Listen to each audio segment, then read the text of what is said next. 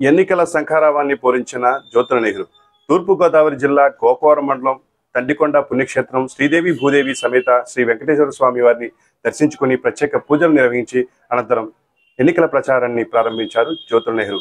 ఈ సందర్భంగా ఆయన మీడియాతో మాట్లాడారు. చంద్రబాబు నాయుడు గారు నన్ను ప్రకటించాడు, మా ప్రభుత్వం వస్తే 4,000 రూపాయలు చేస్తాం పెన్షన్ అని చెప్పాడు. ఇచ్చిచ్చులు ఇస్తానులే, ఒక్కసారి 4,000 ఆ పెంచే 1000 కూడా ఒకసారి పెంచుతానని చెప్పాడు.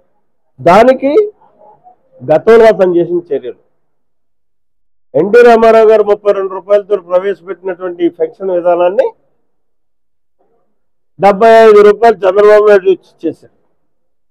తర్వాత రాజశేఖర రెడ్డి వచ్చి 200 చేసాడు, దాన్ని 110 కేసు.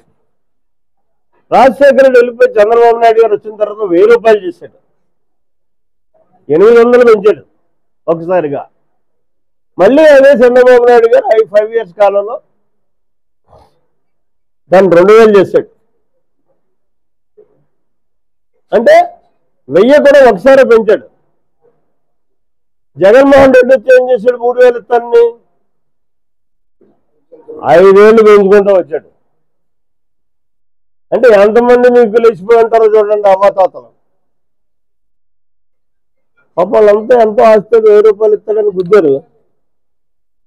ఒక సంవత్సరం కూడా, ఒక నెల కూడా పొంద కూడా పోయినటువంటి పరిస్థితి ఉంటారు. ఈ ఏదైతే పెన్షన్ విధానం ఉందో దాన్ని గతంలో చంద్రబాబు నాయుడు గారు ఉన్నప్పుడు 3 మాసాల దాకా కూడా వాళ్ళు ఏ కారణాల చేతన్నా రాలేకపోతే గ్రామాంతరం వెళ్తే 3 మాసాలు కొనసాగించి 3వ మాసంలో వస్తే ఇచ్చేవారు. అప్పుడు దాకా ఆఫ్ చేసి, అప్పుడు కూడా రాకపోతే దాన్ని రద్దు చేసేవారు. జగన్మోహన్ రెడ్డి వచ్చాక ఏం చేశాడు, అలా చేశాడని ఒక్క నెలలో కానీ తీసుకోకపోతే పెన్షన్ కట్. ఇవాళ అలా చెప్పలేదు చంద్రబాబు నాయుడు గారు. 4,000 రూపాయలు పెంచడంతో పాటు 3 మాసాల వరకు వెలిసిబాటు ఇస్తాను. 3 మాసాలు పోయిన తర్వాత వస్తే 12,000 ఒకేసారి తీసుకుంటారు మీరు.